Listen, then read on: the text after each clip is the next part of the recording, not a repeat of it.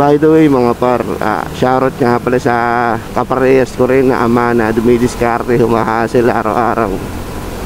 Tatrabaho, sumasideline, napasok kahit anong diskarte para lang magkapera, para hindi ka pasin sa pangangailangan. Shoutout sa atin mga par, palang araw, waahon din tayo. Shoutout sa atin lagi, na laging tumatrabaho sa lahat ng bagay, gumagawa ng paraan kahit na alam natin alanganin yung mga sitwasyon. Isang napakagandang ehemplo eh.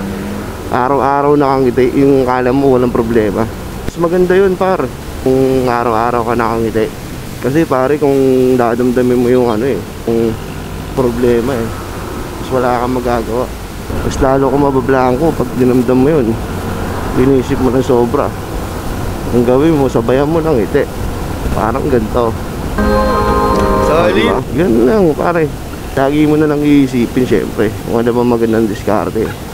Pansin mo, ikaw na nanonood, nakakatagal ka nga sa buhay mo, di ba? Ganun din tayo. Syempre lahat naman tayo magaling lang magdala.